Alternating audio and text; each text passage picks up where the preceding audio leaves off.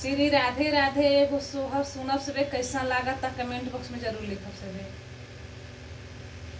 आंगने में लगावन तुलसी हो कि तुलसी बड़ी हारी हर हो कि तुलसी बड़ी हारी हार हो।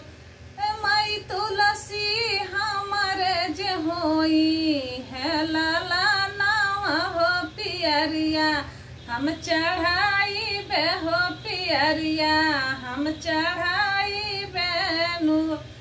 तुलसी माई हमारे जे होई है लाला नावा हो चुनरिया हम चढ़ाई बे हो पियरिया हम चढ़ाई बेनु हो।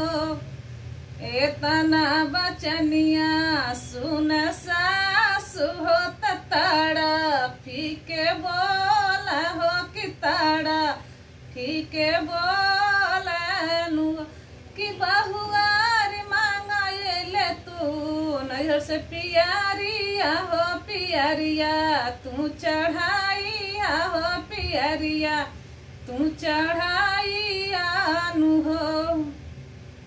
राहिया बटोहिया तू ही भाइया हो कि तू ही मोर भाइया नु कि भैया हमारो सने सालिहले जाई ता हो तमैया आगे कहा ता हो कि मैया आगे कहा तानु कि माई तोरा धियवा मांगली पियरिया हो पियरिया ऊ चढ़ाई हो पियरिया ऊ चढ़ाई है नु हो।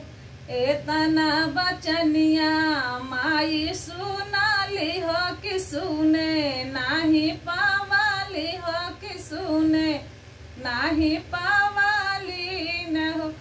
माई अपने बहू से करया राजिया हो चुनरिया रानी देहा तू हो चुनरिया रानी दिहा तू न हो।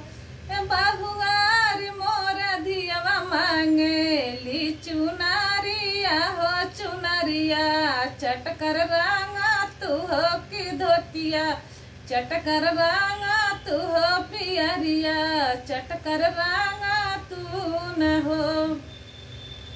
साभवा जे बैठल भाइया हो तभऊ जिया राजा कार भऊ जिया राजा कार हो कि मोर स्वामी ले जैती राऊ रे पियरिया हो बहिनिया राउर मांगली हो बहिनिया राउर मांगली न हो।